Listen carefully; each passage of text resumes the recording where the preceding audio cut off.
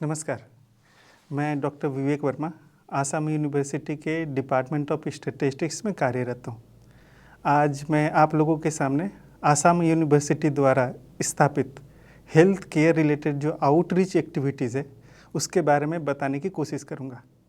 और हमारे health outreach activity के द्वारा जो मैंने जीवंत रूप में होने वाले बदलाव को एक्सपीरियंस किया और लोगों तक पहुँचाया, जिसमें आसाम यूनिवर्सिटी और यहाँ के उपस्थित सारे टीम का बहुत बड़ा योगदान है, उसको आपके साथ साझा कर सकूं।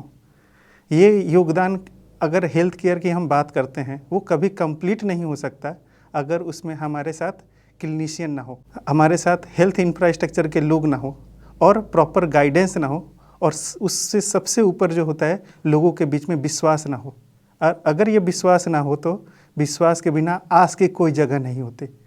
ये एक ऐसा प्लेटफॉर्म है जहां मैं ये बताने की कोशिश करूंगा एक छोटा सा इनिशिएशन कैसे किसी ज़िंदगी में वो बदलाव ला सकता है जो उसकी कल्पना के परे है।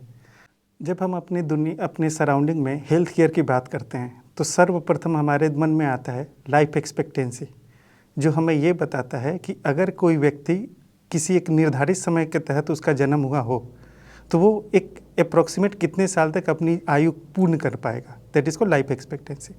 आज़ादी के कुछ साल के बाद जब हमारा फर्स्ट सेंसस हुआ था 1951 के तहत, तब हमारी लाइफ एक्सपेक्टेंसी करीब 36 साल थी, दैट इज़ 36 ईयर्स। बट अगर आज के समय में अगर हम देखते हैं वो लाइफ एक्सपेक्टेंसी आज के डेट में करीब 70 साल के आसपास पहुंच चुकी है। हम इतना तो खुद को समझा सकते हैं कि health care related infrastructure, care pathway model काफ़ी अपने आप को अपग्रेड कर चुके हैं। लेकिन हमारे मन में एक दुविधा हमेशा बनी रहती है जो लोगों के मन में एग्जिस्ट भी करती है। हेल्थ केयर का होना और हेल्थ केयर तक मेरा पहुंचना, ये दोनों अलग पर्सपेक्ट है और एस्पेक्ट है। हेल्थ केयर का होना और हेल्थ केयर तक पहुंचने के बीच में 5 ए आते हैं जिससे वो मार्गदर्शन होता है। सबसे पहले एक्सेसिबिलिटी। एक्सेसिबिलिटी जब हम बात करते हैं तो हमारे हेल्थ इंफ्रास्ट्रक्चर में उसको हमेशा ज़्यादा गुरुत्व दिया जाता है। लेकिन अगर मुझसे पूछा जाए तो मैं सबसे पहले बात करूंगा अवेयरनेस का। अगर हमारे अंदर जागरूकता नहीं है तो उस एक्सेसिबिलिटी का होना ना होना हमारे लिए कोई मायने नहीं रखता।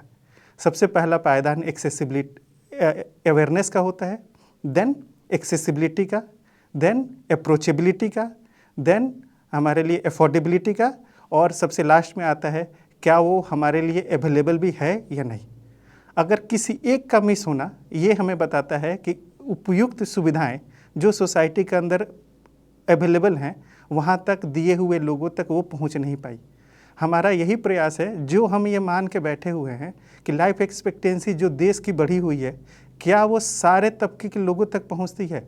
इस क्वेश्चन का आंसर देखने के लिए हमने अपनी स्टडी को आसाम से चालू करके हमारे नेबरिंग स्टेट जिसमें मणिपुर है, त्रिपुरा है, अरुणाचल है और मेघालय, यहाँ पे भी इस चीज़ को देखने की कोशिश की कि हमारे इस विस्तृत नॉर्थ ईस्टर्न रीजन में जो लोग रहते हैं बेसिकली रूरल और ट्राइबल एरियाज़ में, क्या उनका भी क्वालिटी ऑफ लाइफ सही है।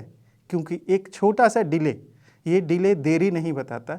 अगर एक छोटी सी डिले अगर हेल्थ केयर में होती है, that defines disability related life and it's wellbeing. हम इसीलिए इसको बहुत गहनपूर्वक देखेंगे कि हमारा प्रयास क्या इस डिले को प्रॉपरली मैनेज कर पाया या नहीं।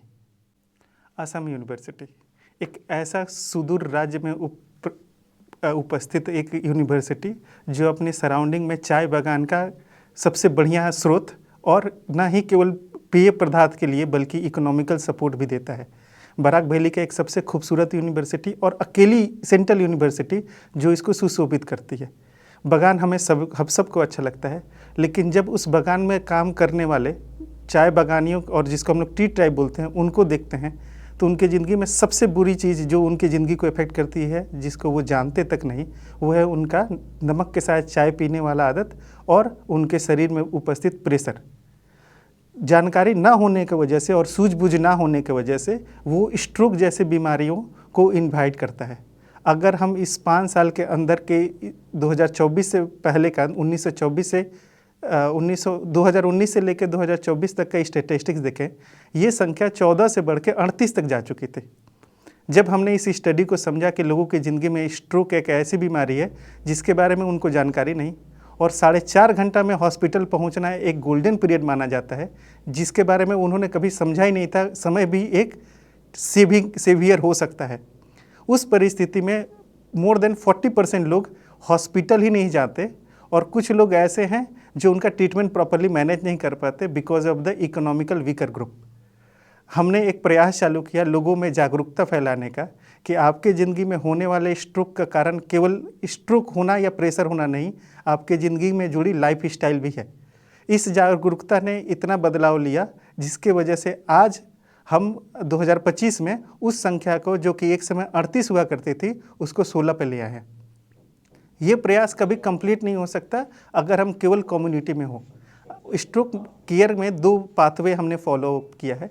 जिनको स्ट्रोक हो चुका है उनको मैनेज करना, ताकि उनकी मोबिलिटी और उससे जुड़ी हुई इकोनॉमिकल बर्डन्स को हम रिड्यूस कर पाए, और जो उस रिस्क पे हैं और अपने लाइफ स्टाइल के द्वारा वो जुड़े हुए हैं और उनके साथ आगे ये घटना हो सकती है, उनके बीच में जागरूकता फैलाना। इस पूरे सहयोग में आसाम यूनिवर्सिटी का साथ देने के लिए Amrita institute of medical science के स्ट्रोक के एचओडी प्रोफेसर डॉक्टर विवेक नामबियार ने हमारा बहुत सहायता किया। और जब हम किसी प्रोजेक्ट की बात करते हैं उसमें फंड एक इम्पॉर्टेंट रोल करता है। ये संभव नहीं होता अगर आईसीएमआर न्यू दिल्ली ने हमें फाइनेंशियल सपोर्ट नहीं दिया होता।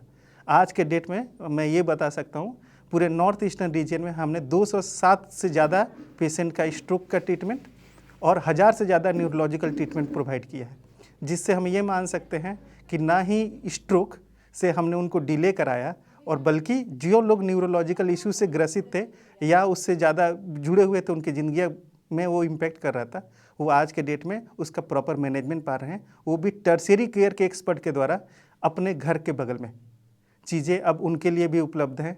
और ये सबके साथ के लिए सबका सहयोग होना बहुत ज़रूरी है, जो हमें दिखता है। चाय बागान की कार्यप्रणाली बहुत लोगों को साइट सीन के लिए प्रेरित करती है। अगर आप फोटो फ्रेम में देखें तो उनका एक निर्धारित जगह भी होता है, लेकिन गरीबी किस तरीके से ज़िंदगी में लेबोरियस काम की तरफ पुश कर देती है, ये वो समझ नहीं पाते।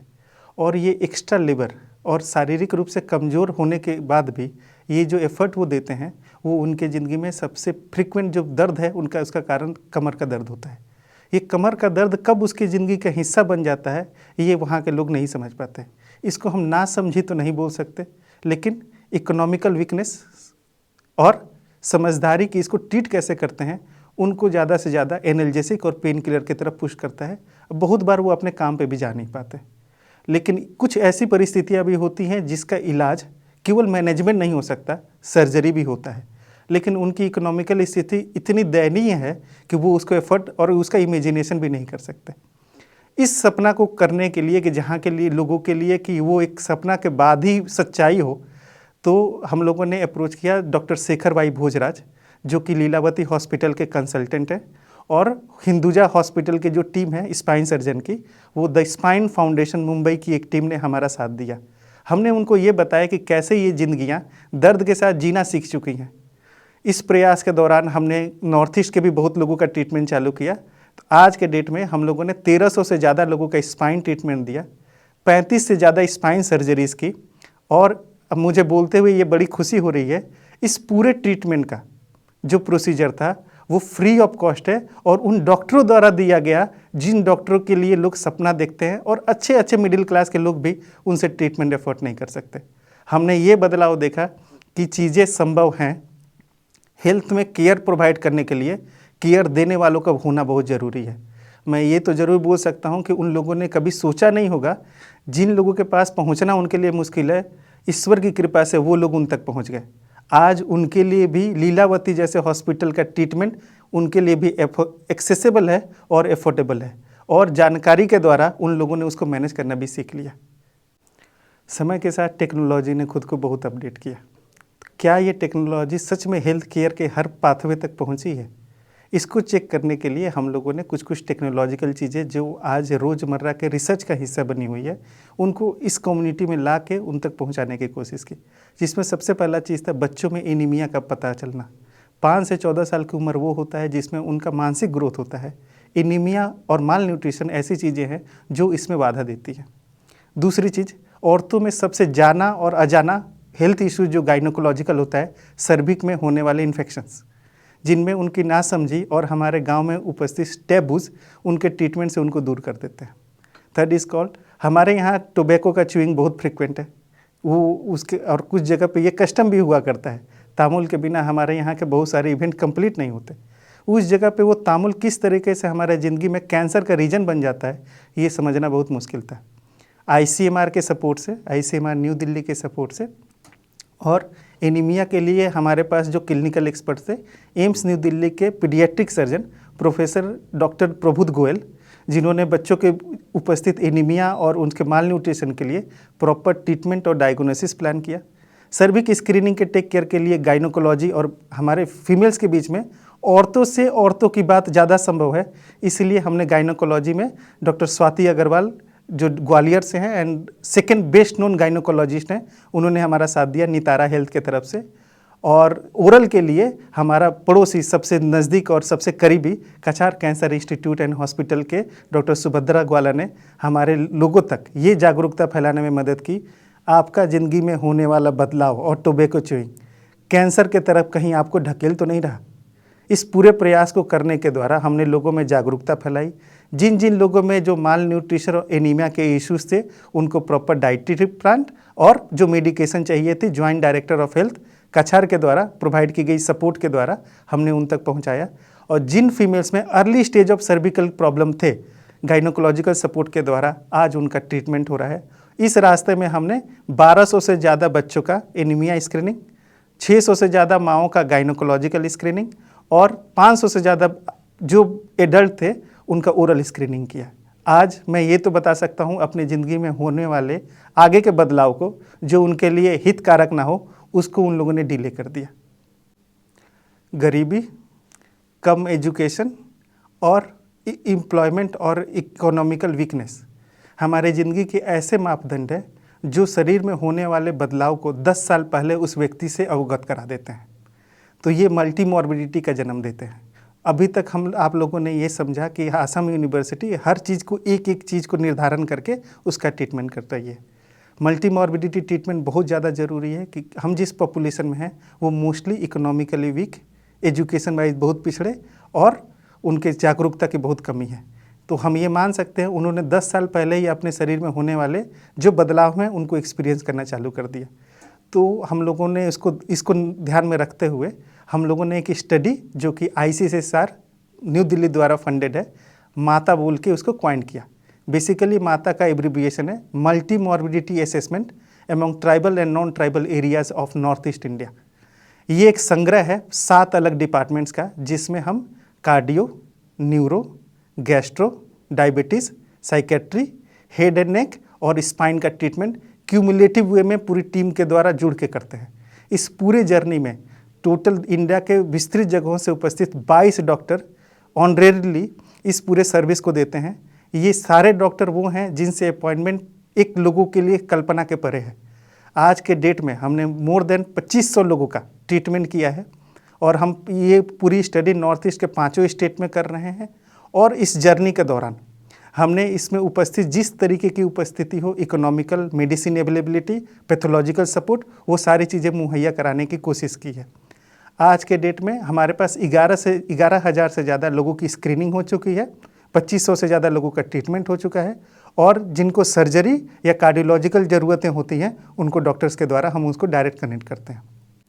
क्या हेल्थ केयर में इंटरडिसिप्लिनरी काम इफेक्टिव होते हैं? एक प्रयास जो कि दुनिया बदल सकता था, इसको देखने और आजमाने के लिए हमने आसाम यूनिवर्सिटी में वैरायटी की चीज़ें की।